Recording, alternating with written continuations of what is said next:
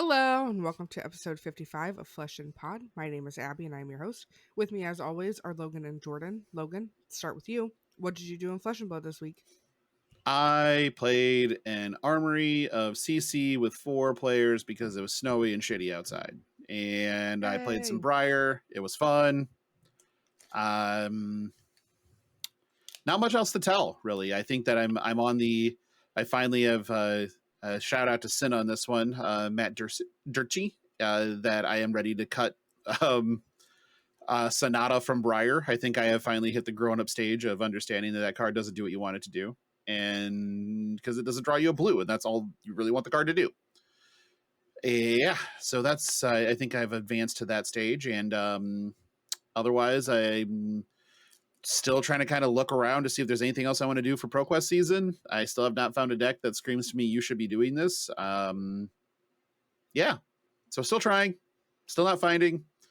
That's about it. Otherwise, it was a lot of holiday stuff this weekend. While I love all of the holidays and spending time around my family, I'm also glad that I am done with holidays for outside of just, the in-home gift exchanges and such for the year. That makes me very happy and excited.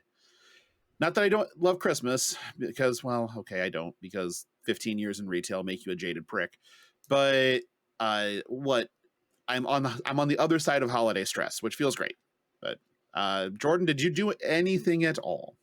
Yeah, actually, I played a good bit of Flesh and Blood. Played locally with some locals, Ashley, and on Talishar, and as well as on TTS. Played some randoms on Talishar. Played with my brother-in-law when we went to visit. Kind of in my head, I have an idea of like the range of heroes that I'll take to PQ season. But really still narrowing that down. It's really between like a Viz list that I think I'll like, but I won't win with, and then a Rhinar list that I'll think is boring, but I have a chance of winning with. And so it's just really kind of comes down to what the objectives are of that, of the 2 or 3 tournaments that I'm playing in.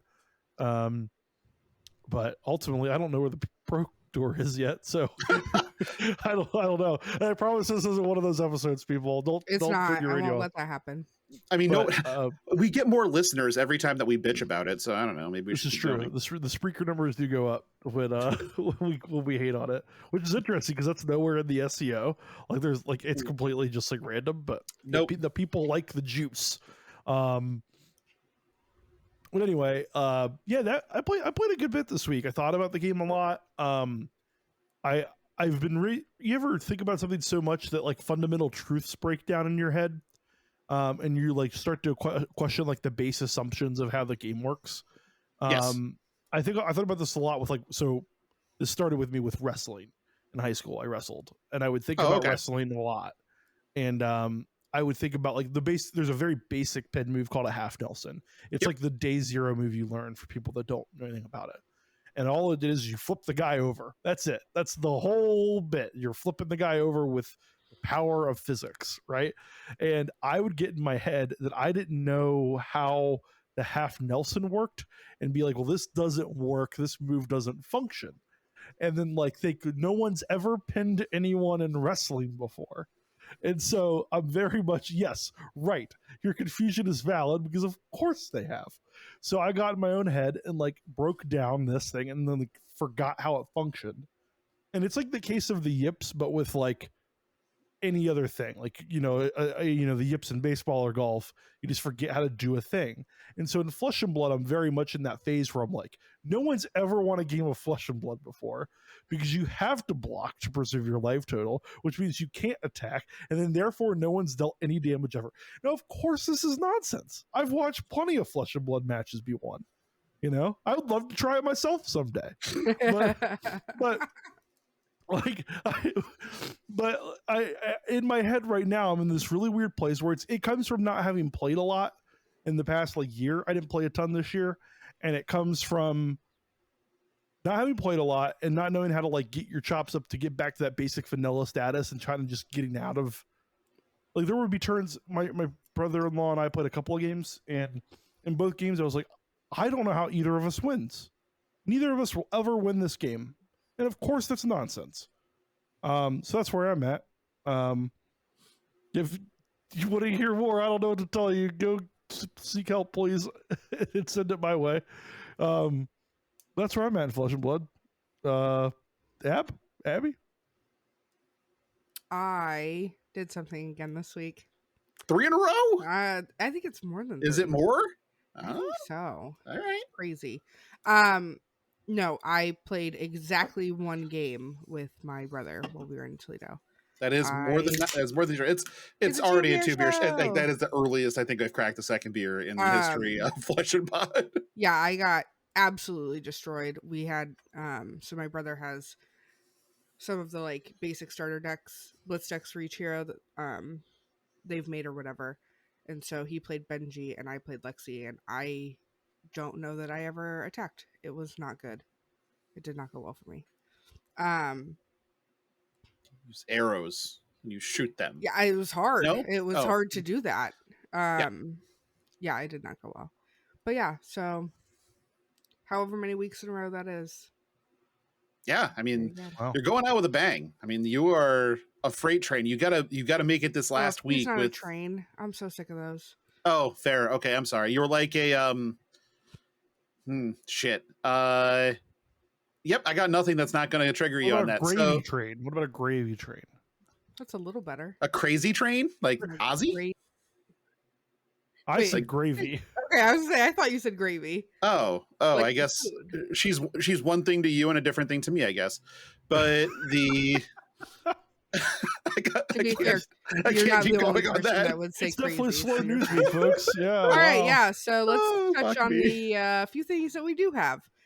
So we have the actual recap of the Battle Hardened in Singapore. So your top 8 breakdown, we had 2 Lexi, 2 Bravo, a Dory, a Kano, a Briar, and a Reinar. Yeah, like this is a cool top 8. Yeah, it's actually a dope top 8. No dash. Dorinthias. Dorinthias are fun to always show up. The double Lexi is always a good time. Yeah, I generally like this. Yeah. This is only 1 Kano, so it's not perfectly awful. There's no Icelander. I mean, maybe that was just an agreement that they have in Singapore, is that nobody is allowed to play Icelander. They must have that agreement because there wasn't one in the top 8 of the PTI event either. Well, but they also call a guy Betrayer Lau because he took Icelander to an event. To be fair, he took Icelander to 3 events.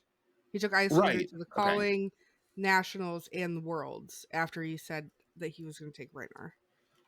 And then he said he was going to take Icelander to the Battle Hardened and showed up with Reinar and won the PTI event. Oh, got him. And this entire country calls him Betrayer. What a hardcore thing to do. Like, that is some hard shit. I do love the top 8 of this PTI event too.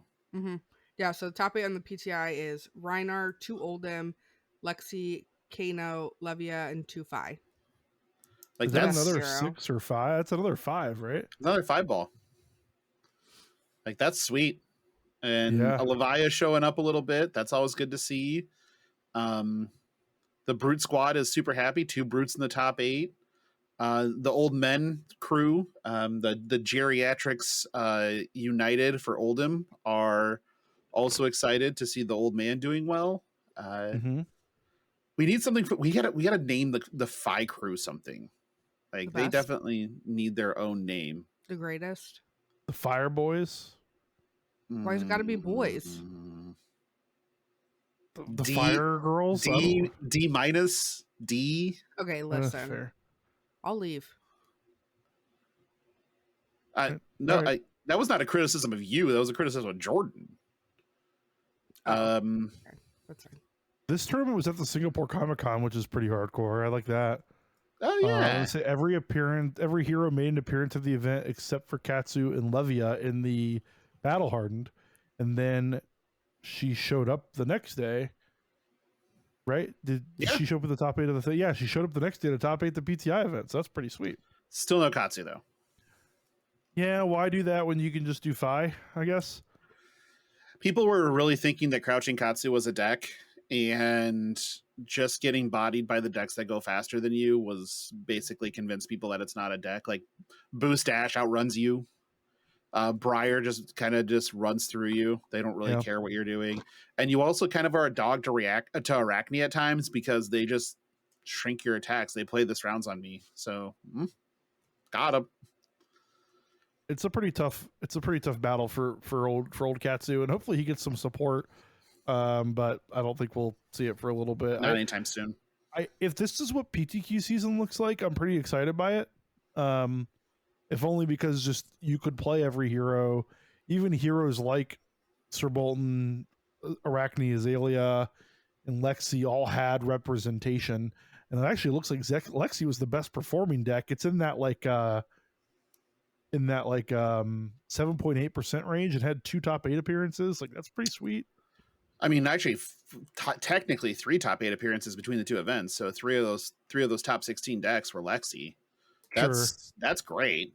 There's 4 players that brought it, and 2 of them top 8'd to the Battle Hardened Singapore. So yeah, maybe with a lot of these decks trying to be more aggressive, it was just like, okay, that's usually when it turns into Lexi time. Honestly, Lexi winning through Bravos is interesting to me because how? Yeah, my understanding too is the Lexi had to go through the Bravos.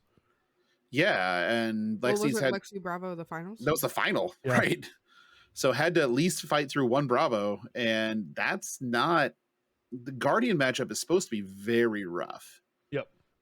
I'm interested. I really wish that we had the deck list to see, because I wonder if there's some little wrinkle in there. We have, because I see the Lexi wrinkles a lot. We have a person here who is who loves Chives and loves Lexi almost as much as he loves Chives, but like to the point that he said, I hate this deck, I'm never fucking playing it again, then traded in all of his first edition crew cards for a gold foil Voltaire. How is my boy? How is he? Yeah, he's doing good. He's doing good. So he decided to shove Cadaverous Contraband in Lexi to start recycling 3 of a kinds. And interesting. That when it goes, it goes. It plays 4 or 5 of them. It kind of reminds you of Memorial Ground Red in the Ledger shit. Like, it's similar, where you're getting this one card that creates a absolute insane amount of damage in these chunks, and it's really, and so you're trying to block the arrows so those on hits don't kill you, and then you just get Contraband, and it's like, and so you have to deal with it again the next turn. Like, it's pretty hardcore, honestly, and you can't like just non-block, because otherwise you're paying the tax on Chilling Ice Vein, or you're paying, Blizzard Bolts making Frostbites and negating your turn. So you kind of have to block, at least some of it. So yeah, it's super fascinating when that happens, but sometimes it just doesn't happen, and then the deck looks dumb. Then you die. Yeah, then you die. There you go. In addition to that, we have some exciting news. Our BFF Alex Norval got a promotion.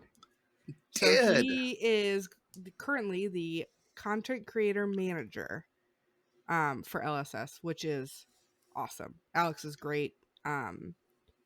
Anyone who was at the Realm Battle Hardened event, he was there. Hopefully you got a chance to talk to him. If not, obviously I'm sure he'll be around some more, but fantastic man. Very excited for him, because he definitely is going to be great at that job. Yes, DJ Young Bravo will be great. He will do an amazing job. We already know that he's very good with the community. We know that he can roll through a hotel room in a bathrobe, board shorts, and slides, and just look like the epitome of perfection. So this will be nice to have somebody on the content creation side that doesn't hate us. So that's going into the new regime. That's a positive. I like it. Like, we'll start there. Yeah, I'm pretty excited. I'm pretty excited for him. Very personable guy. Very just like smart guy that like is very careful about what he says and what he thinks, and like the way that he's managed his relationship with stores. So I'm really excited to see the way he manages relationships with content creators. And like, while like obviously like I won't be around to like reap the benefits of that, like I'm excited for the show to have like a guy like Alex that we know and can like work through. If we have questions, we can go bug somebody, or when we're being assholes, or Logan and Derek are going off about something, we can have a person to go to, and I think I'm excited for that. I guess he just dots the new co-host of Flesh and Pod. Yeah, well, that's not what doxing means, but you're right, I did spoil it. Yeah, so after all of this, I guess we were going to talk about this towards the end, but we'll talk about it now. I'm sorry. It's fine. With the departure of Jordan and Abby, still one of the literally most heart-crushing things in my life currently, we will be welcoming Derek Oswald, Charmer, to take over the permanent role. And so we'll be having Charmer on next week, right? With the three of us, and sort of going through a much longer, probably longer form episode. I'm probably going to be drinking harder than normal, and trying not to cry like a child. So that will be my episode next week, and that will be a lot of fun for everybody involved, I'm sure. Right. No, Derek's gonna be great too. I wouldn't want to do this with anybody else, honestly, like that I can think of. When you gave me the very unfortunate and sobering news that this was not, that you guys weren't going to be continuing with this, there was only one person that I really thought of that I was like I can see this going forward with a person, but only if it's this person, right? And that was Derek, and he was very gracious when I talked to him about it originally, and very enthusiastic. Like he was like, well, first his first comment was like a very heartfelt. I told him that you two were leaving, and he just went, "Oh no, is everything okay?" Like genuine heartfelt concern. And I'm like, yes, everything is fine. They don't hate me as far as I know. I love them to death. It's none of that. And he's just like, okay. And I'm like, but here's where I am, and here's my thinking. And he was just like, oh, absolutely. I would 1,000% want in on that. And that was music to my ears, and it really helped everything coalesce within me to not be so upset. So yes, he will be on next week with us, and it'll be that episode's probably going to be a hell of a fun time. I know it's going to be the last one, and it's going to for you two, and it's going to feel a little bittersweet, but hopefully we can make it a lot more sweet with what we can do and the conversation that week. Yeah. For people that don't know, I'm sure you guys will get into his background more next week and in future. But Derek has like a deep card game background, especially on the casting commentating side, and so having that perspective on here will be really nice. And I am excited to listen to it as much as I am to like hand it off and let it be going to someone good like him. So, yep. That's what I'm about. Yep. So tune in next week. Maybe watch on video. Oh, I'd watch that one on video if I were you. Like I would 100% YouTube that one. Teague, I know you want warnings for when you should be YouTubing instead of listening on podcast. That one you should watch on YouTube. All right, and then so we don't really have any more news, and we don't have any listener questions, but we do have one question, and Logan, we'll start with you. What is on your Christmas list, whether it be Fab or not related to Fab?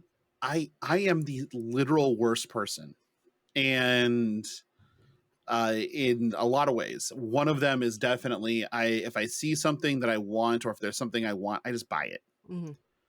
And so I'm very impossible to buy for. However, when something is heartfelt, it feels great. So it's it's very hard. I think right now I need curio cabinets are the biggest thing, because I have all this stuff I want to display, and I just don't have a good way to do it. So that's something. But no bullshit. My sister-in-law is amazing at decorating, at interior decorating, even though she has no degree or training in it. She just has an eye. And so I was asking her about curio cabinets again, and she was just like, oh, just go to IKEA. They have everything that you'd ever want. I'm like, deal, bet. So hop on IKEA's website. Sure as shit. Find the perfect curio cabinets, along with like floating like display cubes that I can put here with glass doors on them so the cats can't get to shit. And I'm like, all right, sweet. So like all told, this is like $250 for two cabinets and like 2 or 3 of these cubes. I'm like, this is the best. And then I get to the like, yeah, ship this shit to me. Shipping $229. And then I Googled where is the closest IKEA. And turns out it's in Kansas City. So I'll be hopefully going to IKEA sometime on this week and then getting some barbecue and curio cabinets. Get that one out of the way. For Flesh and Blood, I've been trying very hard to cold foil out equipment sets because I think it's fun. So for like Reinar, the only thing I'm missing is the cold foil gambler's gloves and scabskin leathers, which Sure. let me tell you, those aren't cheap. And to know it's the scabskins are over $1,000. I think they're like 1,300-1,400. And then for Kasai, the only thing I'm missing in cold foil is Centauri Saber not reverse and Brave Forge Racers, which again, like $1,600 because WTR cold foils. And then for Briar, I know, right? Just, yep. Oh, thank you. Nope. That's really hard to do during the holidays. I'm not doing that. I'm considering it like after the holidays are over. But I could also buy boxes of Alpha for 25-ish. And then the other side of that coin is I really want a cold foil Aether Iron Weave. And those are only like $35, but I just haven't bought it for myself yet. So I think if I were going to, it'd be somewhere in those vicinities of the things I'm trying to get to make things a little bit sweeter looking is what I would want Flesh and Blood wise. Again, it's really hard because if I see something I want, I usually get it. But like this, like these first edition foil Exude Confidences. Like, I don't know why I wanted first edition foils, but I did. So I got them. They're like $7 a piece. Who cares? So that's that type of stuff. Like, and yeah, so my Christmas list is very, very narrow and not a lot of, sorry. If you've not used them before, there's these cookery, these pans, pots and pans called Hexclad. They are the fucking truth. And I will stand everything they do till the end of time. I have 2 of them and I forbade everybody in this house from using them outside of me so that I know they're being cared for properly. Sure. But they are the most even cooking. Basically, it's like cooking with cast iron, but on a pre-nonstick surface that doesn't need reseasoned ever. It's amazing. It's just fucking wonderful. And so I do need like the pot set now. I'd love the wok. And then they also make knives now. And I mean, I'm a sucker for a good knife. And then I want the new retro Temu Solani Winnipeg Jets sweater because I only have the original and the new retro looks good too. So that's it. There you go, Jordan. Nice. Well, it sounds like you have some ideas at least to give to people. It's just sure. Like pricier. They're all expensive as fuck. Yeah, like that's tough. Yeah. Like, how much is a Hexclad? I can just bring it up right now. Hexclad. They are not cheap. I'm looking at them. Oh God, no, they are not. They are so.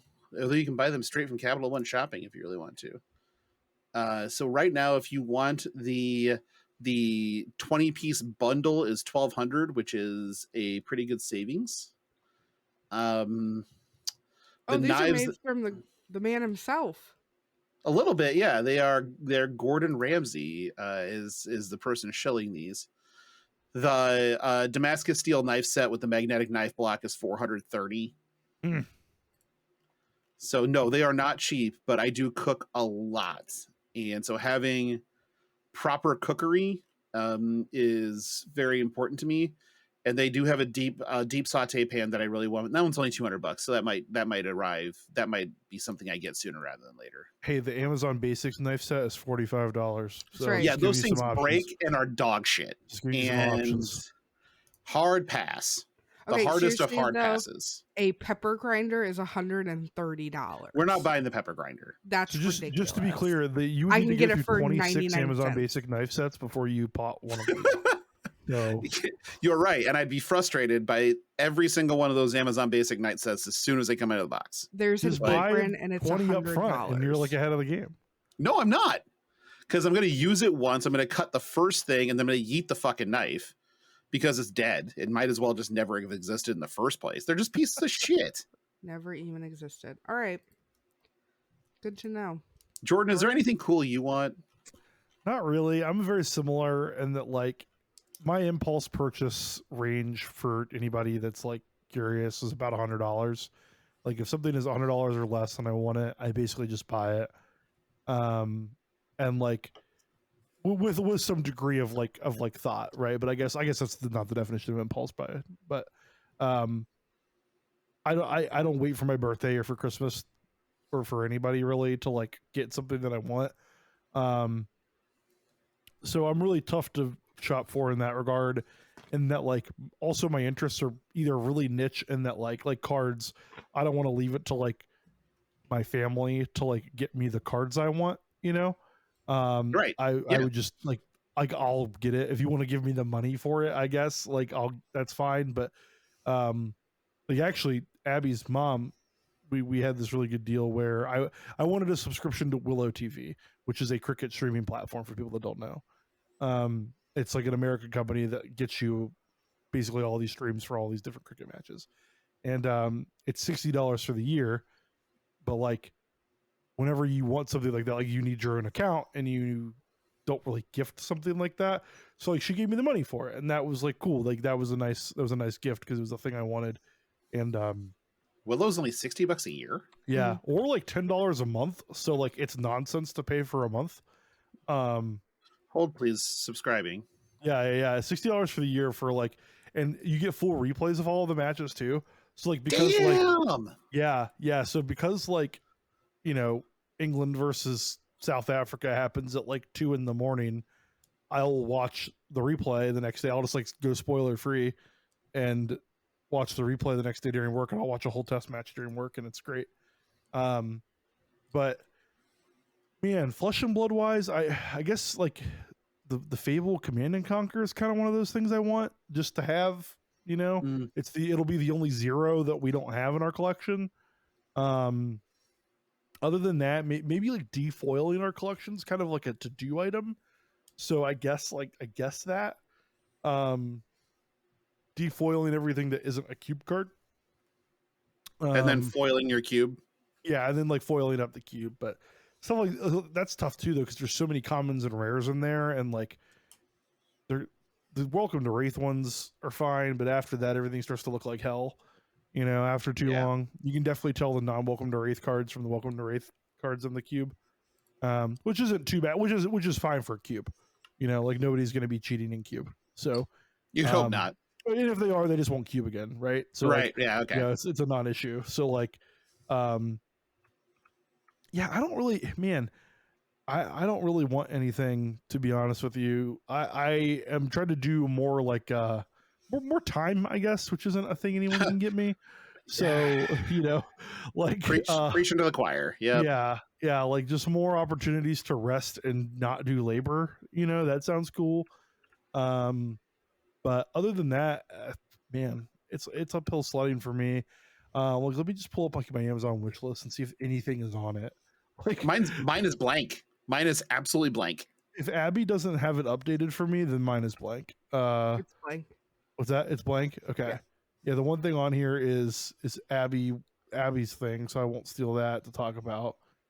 Oh, you know what? There were 2 books on here. There are 2 books on here.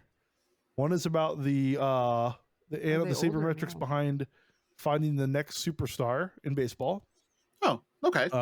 Know nothing about it other than it just probably saw it on Reddit and added it to a list. The next one is about evaluating biases and valuations into fantasy baseball teams. Again. Oh, interesting. About Jeff Zimmerman is the name, you might remember. Mm-hmm. He wrote that, and every year they update. It's basically a basics to fantasy baseball thing. It uses sabermetrics as like the backdrop of how it teaches it, and then it does yearly updates and goes, okay, like, here are the formulas that we use, and here's the thing. I coupled this when I was trying to like learn a little bit of scripting, and I never just got around to picking this one up. But, that's fascinating. Yeah. I here's the thing. I think it might be past you and me in terms of what it teaches, really. Okay. But I think Future Value, the full title, Eric Longenhagen is the author of Future Value, and it talks about the subtitle is "The Battle for Baseball's Soul and How Teams Will Find the Next Superstar." And it talks about sabermetrics and like stuff like that. That one would be of interest to us, I think. But the fantasy baseball one, I think, is just probably a step a little bit low. Then again, like the yearly updates would be cool, I guess. Maybe one of them could tell me why the Red Sox paid $22 million for Justin Turner. The Red Sox are so bad. They're fucking trash fire. Oh my god, man!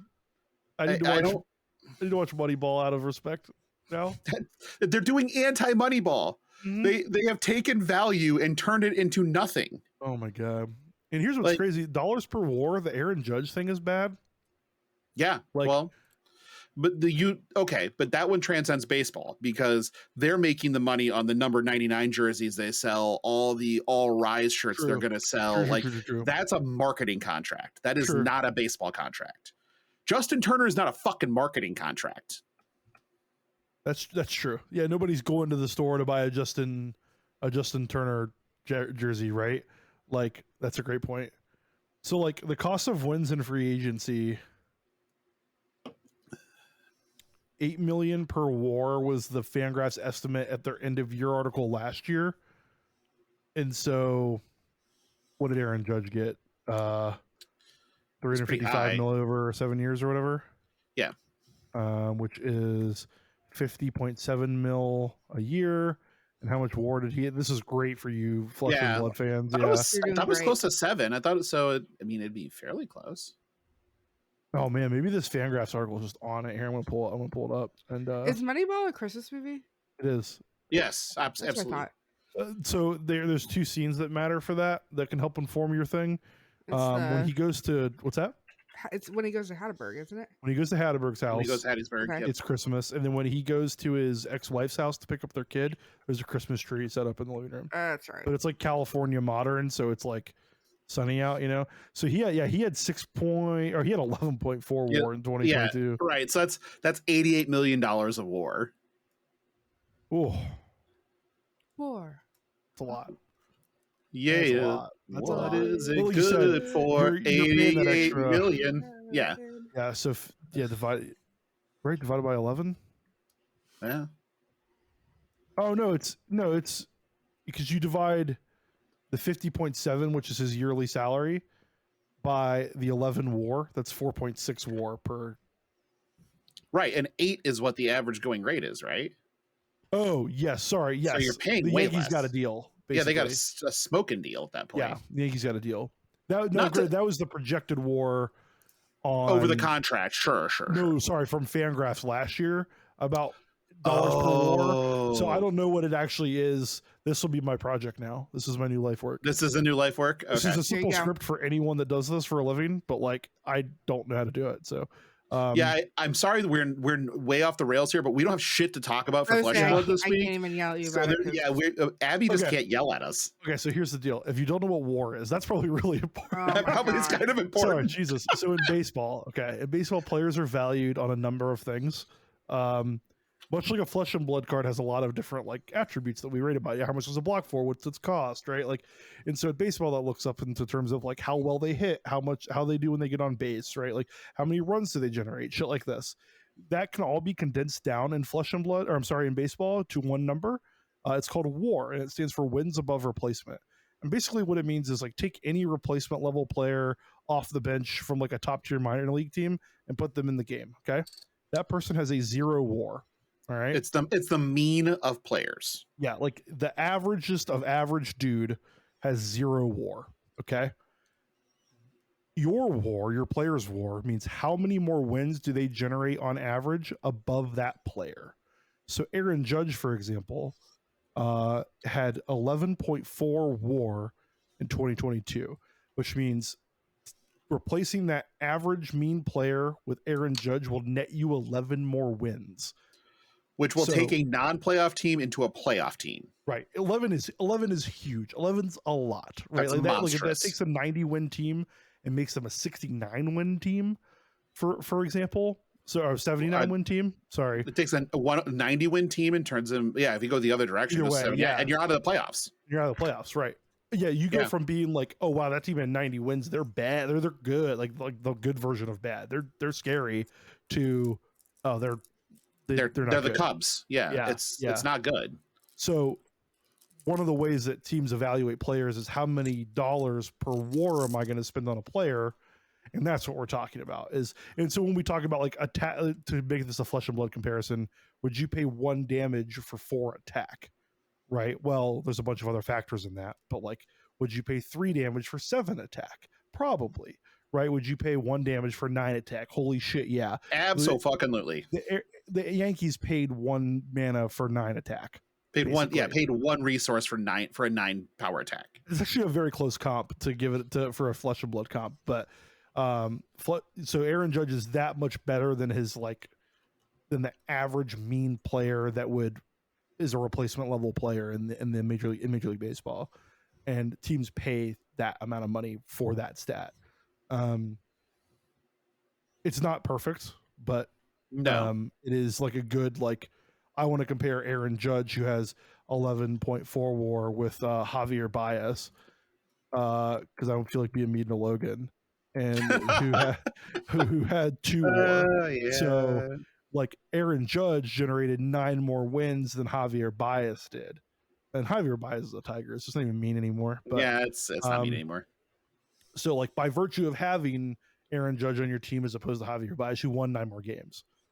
So you'd want to compare him to a center fielder or a left fielder, but I get it. Nick Castellanos. Let's do Nick Castellanos. Nick Castellanos. It's a deep drive to center. Oh God. Yeah, Nick Castellanos, for example, had -7 WAR or -0.7 WAR.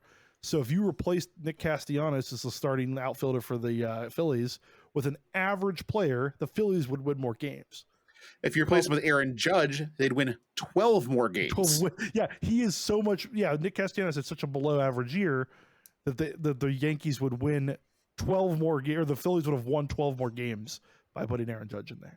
So like a good example would be so putting Command and Conquer in your deck is probably worth on average about 1.5 wins over a tournament. Like, think about it that way. Yeah, that's a great way to put it. Whereas if you had another 2 for 6 that's kind of a blank in that same spot, it would just be a 2 for 6 with no relevant text. Right, a 2 for 6 that block for 2. Yeah, right. Yep. Yeah, that's a great point. And if you don't know anything about baseball and you're still here, you really like this podcast.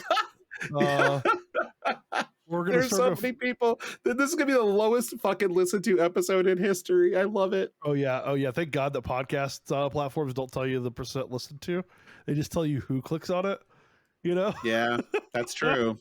Thank God, because we weren't getting past this hurdle, the 40-minute mark. But for Christmas, Abby would like new podcast hosts. Right, Jordan, we're going to take this one offline, but I want you to be thinking about this through the rest of the show. What is the actual dollar value that Shohei Ohtani is worth? Now, we're going to take it offline, but I want you to think through that. Okay. Yeah. Because I want our listeners to also have a frame of reference. Shohei Ohtani plays both sides of the ball, pitches and hits at an extremely elite level, and that's not common. In fact, he's the only one. So since Babe Ruth. It's Babe Ruth, and he had a 3.8 WAR in 2022. So, for reference, he's very good. I will think about what's the actual number. He's not in a contract here, is he? He will be a free agent next year. He had 3.4 WAR as a batter last year. You have to. Oh, that's right. I haven't done. That's right. That didn't include his. He's so good. I know, right? It's fucking stupid. You get to combine both. I don't think you get to combine both. Right? You do get to combine both. Oh my God, he's 9.6. Is he? Oh, that's disgusting. It's fucking horrifying. For reference, people, if he didn't do both, he would probably have higher numbers in one or the other. Right. Like pitching is a massive wear on your body. So like. He is elite at 2 different things. This would be the equivalent of somebody winning a Magic Pro Tour, then turning around and winning a Flesh and Blood Pro Tour 2 weeks later. Like, it's even harder than that. But that's like the best equivalent I can think of, because it's 2 very different skill sets, and they've mastered both of them. Yeah, it's the same game. It's the same general concept of a baseball game or a card game. Sure, but it's radically different skill sets. Fair enough. Yeah. Yeah, wow, he played 152 games last year. Holy shit. Take that one offline. I want to hear about Abby's Christmas. I really do. I'm still here, friends. Don't worry. Yeah, so for Christmas I got a new air fryer and I'm very excited about it. I love me an air fryer. It's a nice I one. know. It's a nice one. It's a Ninja. It's very nice. I'm super excited. What I haven't gotten that I'm still holding out hope for is a possum Yeah, hold out hope for sure. because I still haven't gotten one of those. Yeah. Um, I'd hold your breath. I also want Taylor Swift tickets. That's Oh, definitely not happening. I'll You'll probably get a get a possum possum way first. before that. Yeah, you'll have a possum way before Taylor Swift tickets. I did get Blink-182 tickets for next year though, so like Oh, I okay. get to go to at least one of the concerts that I want to. But yeah, Who's opening for them in this round? don't They're know. rotating. Oh, they Yeah, okay. I think it's like It's regionally. It's regional talent. Yeah. Fab related. The only thing I have that the only thing I want that I don't have, I really want a French Ayavathidia, like real Oh, bad. They are But they're sweet just looking. so expensive. So Yeah, I mean, wait till you get History Pack 2 in 2023, and there might be a Marvel Ira. oh my god, I would love it. Yeah. I would love it. I, unlike Jordan, do not impulse buy as well. So Oh well, somebody's got to be the responsible one. that's right. For reference, we both get like a fun money amount on our budget every month. Mine is gone by this time of the month, and Abby has double the current monthly amount because she just saves it. So like Uh-huh. as of right now, I think I literally have like $3.50. Like I'll text her and be like, "Hey, can I borrow some fun money for lunch?" Jesus. You know, because like I eat out fucking every day like an My animal. Chipotle bill does not allow my fun money. Yeah, and she's like, yes, like she's very generous. Like, so I'm lucky, but she's very studious without impulse buy, and I'm like, oh, French Ayavathidia, you say? Like, here we go. Like, you know, Okay, snap it off. What's your Chipotle order? Go. who are you asking? Both. Okay, it's a burrito with a tortilla on the side. Or, I'm sorry, a bowl with a tortilla on the side. Extra white rice, black beans, double steak with the fajitas, tomato, corn, the green salsa, extra cheese, and then some chips and tomato sauce on the side. Fuck, that's great. Abby. Yeah. So It's the whitest shit you'll ever hear in your life. first off, I want to be very clear. I don't love Chipotle. I mean, loved it's fine. Chipotle 10 years ago, and it is not good every time I go. I eat fried chicken out of a liquor store. What do you expect? I would eat that. I bet that's fantastic. It's great. I had it today. That was fantastic. So I get a bowl with a tortilla on the side, extra white rice, chicken, corn salsa, and extra cheese. That's it. See, I am very close to Abby's order because mine is bowl. I don't need the tortilla. Bowl. Oh, it's the best part. Then you make an easy to manage burrito. So we have a thing here in Des Moines called pancheros. I don't know what that is. Where the tortillas are house made in front of you. And so the tortillas are just exceed anything Chipotle does. So I have no use for Chipotle's tortillas. So it's bowl, extra white rice, chicken, pico, green salsa, extra cheese, light on the beans, chips because that's how I eat it, ship it. I do like using the chip as a vessel. Yes, sour cream is the devil. No one should ever eat it. It's disgusting. Thank you. It's horrible. It's fucking trash. I occasionally get sour cream on like very, very select things, but people are far too generous with their sour cream intake. It's gross. You keep that demon semen to yourself, sir. I have no desire to have the devil's mayonnaise coursing through my veins. Like, well, we're in good. Chipotle, they put like a whole spoonful on it. Oh, like it's more than a spoonful. It's like a fucking like it's like huge. it's like $3. Yeah, it's like insane. Yeah, they like whip it at it, you know? And it's like, what are you doing? Ugh, gross. No, we have a hotheads here. Do you guys have hotheads? What's a hotheads? I know. It's a Chipotle alternative. Their unique spin is they have a bunch of different like sauces. Like they have a hothead sauce, like a Chipotle habanero sauce. It's pretty good. We also have do you have a Moe's?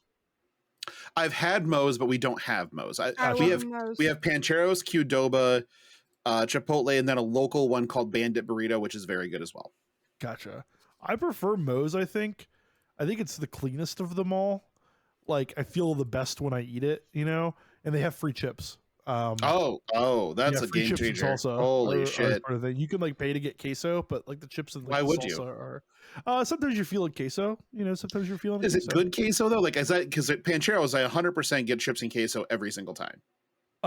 It's to your They have point. It's blue not corn good enough, in chips. my opinion, to pay for it. On Yes, it's top of blue salsa. corn chips and fucking this a great queso. Like Pancheros is the nuts. If there's one closer to me, it'd be very, very difficult. But lucky for me, they're mostly far enough away that I have to drive past liquor store fried chicken to get there. So I would almost always I'm wind up very at liquor store curious fried about this chicken. liquor store fried chicken. It's great.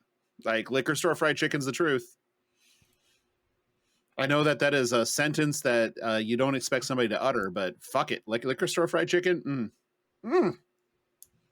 You. There we go. But yeah, Pancheros is they do they just cook the tortilla in front of you. They have the tortilla press goes on the grill, so you get a fresh tortilla every single time. It's weird because it seems like every one of these has the thing they do better than everybody else. With Chipotle, like I eat Chipotle more than any of the others because their rice is the best. Mm-hmm. The cilantro lime rice, no notes. You did it. You did it. You did it. But like. So Qdoba has the best like meat. The way they do their meat is something that I really desire, but it's not enough to carry the entire entree or whatever. However, you could just get their nachos, which will do the trick. Panchos, it's always a burrito, chips, and queso because the tortillas are great and all the ingredients are at least good, and then the chips and queso is fantastic. So that's how we do burritos in Des Moines, Iowa, folks. There you go. Interesting. You know what else is fantastic? I don't know the segue. You're good. I got nothing. Our Patreon. Wow. I don't know what's worse. We're leading right now. Wow. I don't know what's worse. The bad throw that Logan didn't pick up or Abby's insistence upon throwing it. There's a lot to break down. Listen, we have to move this along. No, we don't. I promise you that nobody wanted to know my Chipotle order. I did. All right, can I respond to the Shohei Ohtani thing though? No. Please let me just get it out because I think the listeners will want the closure. Do they? If Aaron Judge is at 350 over 7, so what did we say that was? 50 mil a year? 355 over 7 or whatever it is. 355 over 7 is 50.7. He's got to be worth more than that, right? Yes. So, like, he right now is currently getting 30 mil a year, but I'm pretty sure that's on the foreign Judge's 9,360, so 40 mil a year. Okay, and Ohtani's currently getting 30 because of the foreign player contract, right? Yeah, because of the posting. Yep. So, like, I mean, is 60 mil a year for 7 years out of the question? No. Like, oh my god, yeah, 60 mil times 7 years, 420. Blaze it. 420 mils. That seems fair to me. He's a higher value player than Shohei Ohtani, right? Shohei Ohtani is a higher value player than Shohei Ohtani.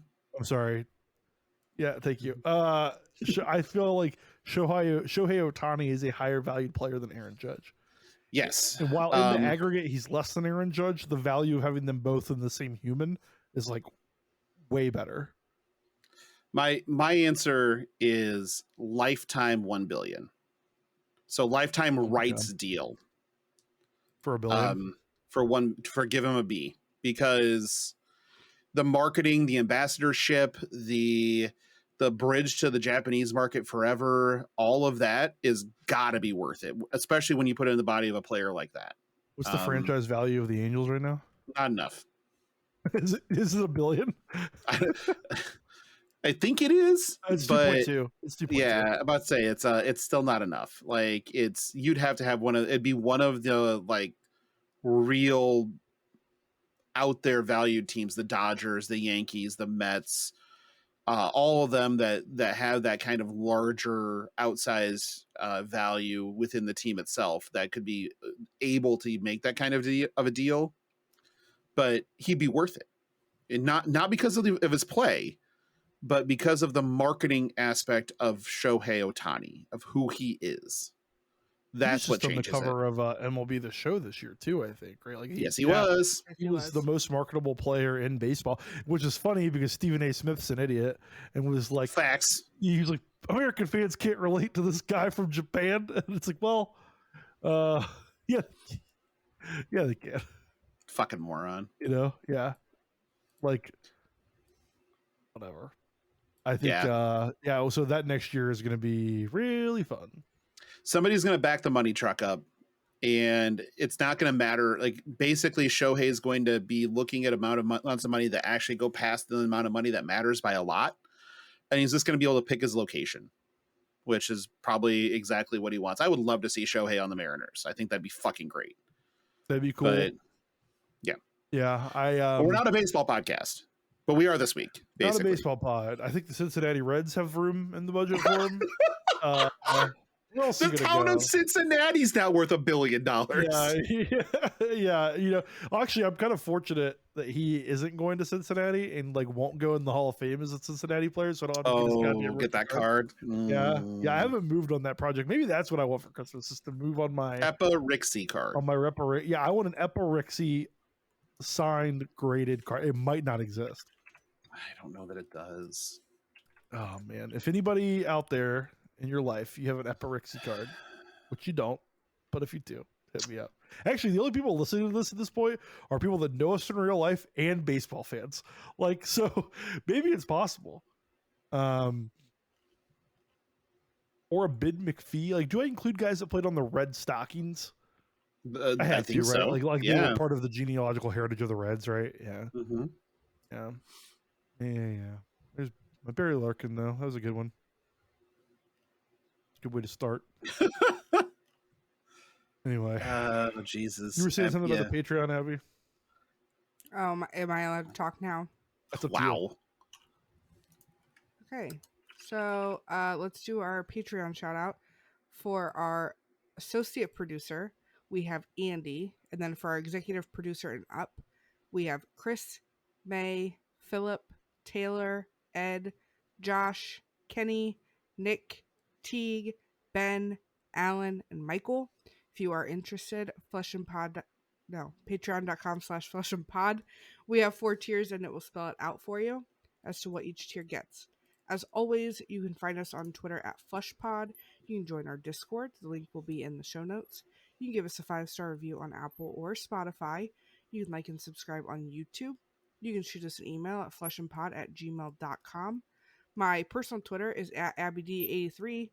I just want both of you to know that I got some feedback this week that everybody knows what ears are in reference to Disney, and you were both wrong.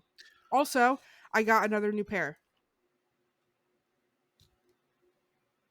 Oh, I think the 100th anniversary one. Yeah, those are the ones that they had those ones. I like those more, I think. It's my favorite ride. I need to go and do the Guardians of the Galaxy ride. That looks like it's fun. So, wait, which one? The one at Epcot. Oh, that one looks very good. The Tower of Terror one in California was very fun. Oh my god, it was so good. Because, like, have you ever ridden the Tower of Terror at, like, either of them before this? Negative, Ghost Rider. You familiar with the concept of a Tower of Terror? That you go up, you come down really fast, and it's spooky. So this way they play music while you're going, like, on the free fall drops, like, from the Guardians of the Galaxy, like, soundtrack.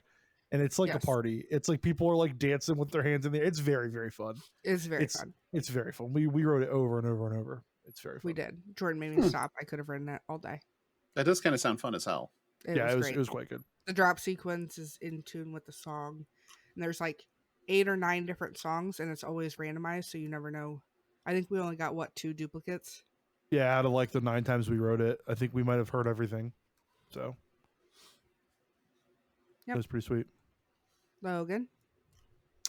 You can find me on Twitter at Logan Peterson. I will not be putting. Oh, I guess I can put my links in my bio again for all my other social media. Yeah. It won't get me removed from Twitter. God, what a fucking dumpster fire! Yeah, and guy changed his mind on Twitter. A random guy. Did you vote for him to not be in charge of Twitter? Of course I did. Like, why He wouldn't I? He gets to disappoint me. He already said it in front of a judge like 3 or 4 weeks ago that he was going to step down as CEO. Yeah, I know, but still. Anyway, I don't want all the Elon people in our call sheet. So yeah, whatever, dude. You can also find me in the Discord. Links are in the show notes. Not hard to find at all. And if I am hard to find, that means you are not looking hard enough. Jordan, where can they find you? Same places on Twitter. At I'm Jerman is the best place to get a hold of me. I made a Mastodon account like yesterday just to check it out. And I know I am getting old because I couldn't figure out how to see any tweets. So or any Mastodons. Neither can I. I joined the 2 servers that like interested me and then like couldn't figure out how to follow anybody. So I'm an old man now. But I have an account on there, so you can follow me if you want. It's I'm Jermaine on Mastodon. But also Discord. That'll be the best place to get a hold of me going like forward. Like post us on Flush and Pod will be Discord if you want to chat about whatever. I like to think I'm responsive on there, and I have notifications set pretty aggressively for like DMs and stuff. So if you want to chat about that, like I'm your Huckleberry. I'm your Huckleberry. Also baseball. Talk to me about baseball.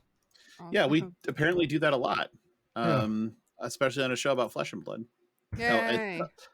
Mostly James about White for not giving us more news. That's who you should blame for this, folks. We thought about taking a hiatus, but we decided against it. So you're going to have to deal with this kind of nonsense for another week. That's right. Okay, that's all we have for this week, and we'll talk to you next week. Bye.